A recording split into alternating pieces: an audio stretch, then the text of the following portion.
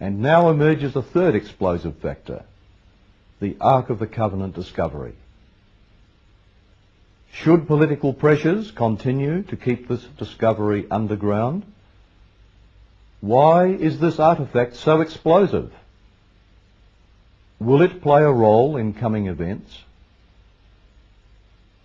Is there a connection between the Ark of the Covenant and events soon to take place under the New World Order? The Ark of the Covenant was symbolic of God's presence.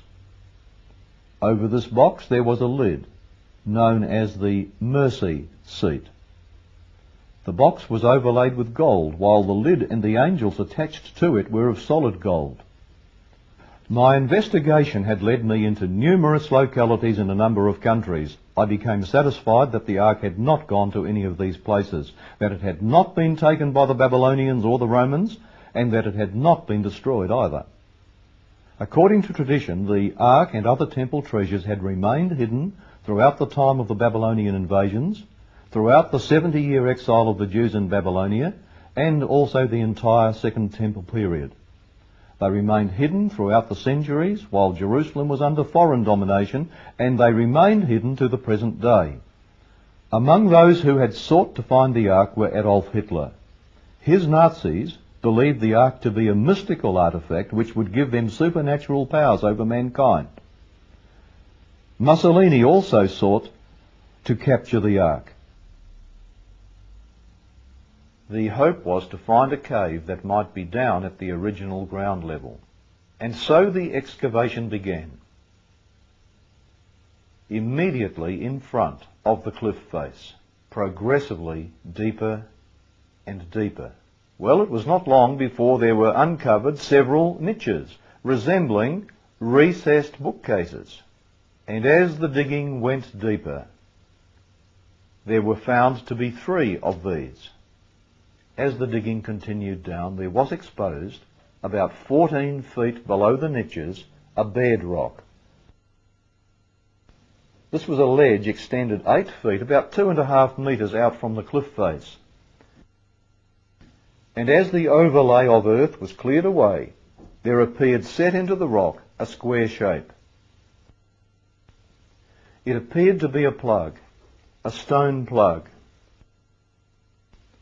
On close examination, there were found to be 2 finger niches with which to pull it up. And under that plug was found to be a post hole going down over 1/2 metre, actually 23.5 inches deep into the rock. A square hole with a plug sealing it over. We have this plug in our possession. There were several objects in the chamber. These were covered over with black, dry rotted animal skins. Over these were dry rotted wooden timbers, and on top of the timbers were stones. And Ron came along over the stones between them and the ceiling. He glimpsed a black stone case. It had a flat stone top, which was cracked completely in 2. And there was found to be a crack in the ceiling. The crack was immediately above the crack in the lid of the stone case. The crack came down through the rock, leapt as it were through the air, then started again. Very, very odd. The crack extended through 20 feet, 6 metres, of solid rock. The earth shook violently. At the moment of Jesus' death, the rock was torn open, and the blood came down out of his side, down past his legs, down over his feet.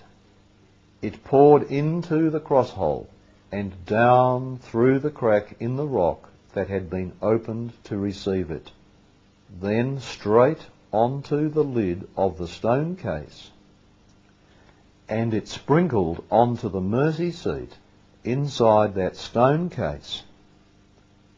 The mercy seat of the actual Ark of the Covenant. And how do we know that?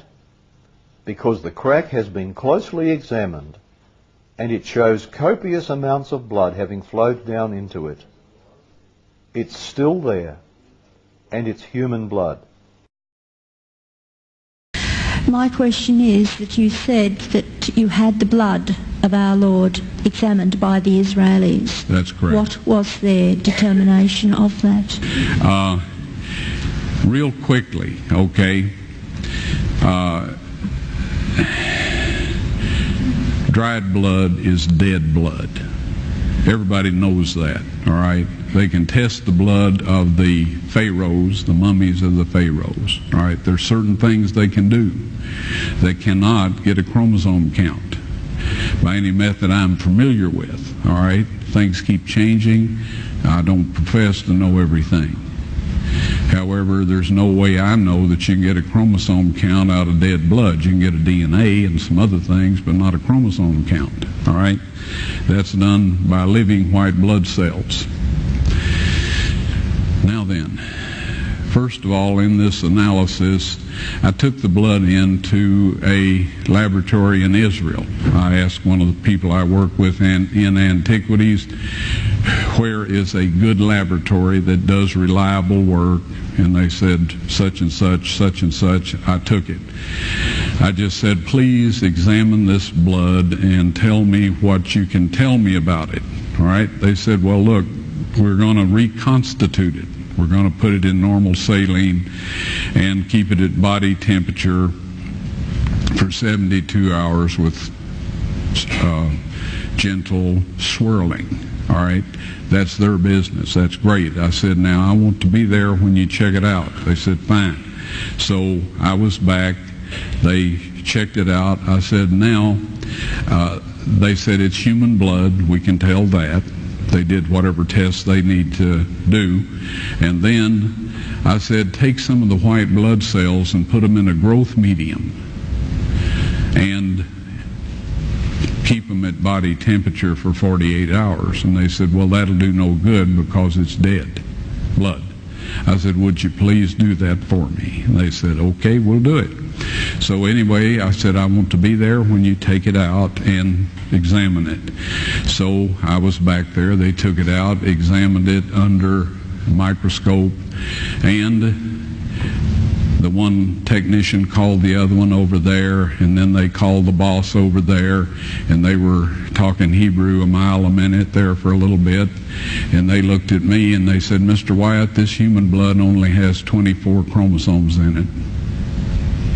Everybody else has 46. You see, 23 from your mother, 23 from your father, 22 autosomes from your mother, 22 autosomes from your father. You get an X from your mother, you may get an X or a Y from your father, all right? This blood had 23 chromosomes from the mother's side, one Y chromosome only. You see, the child could not have developed if they hadn't had the autosomes from the mother. So all of his physical characteristics were determined by his mother's side of the family, her autosomes. His maleness was determined by this one Y that came from a source, not a human male.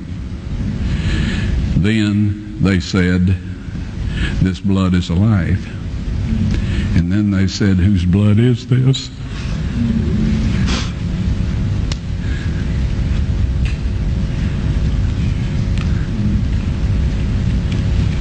I said, it's the blood of your Messiah.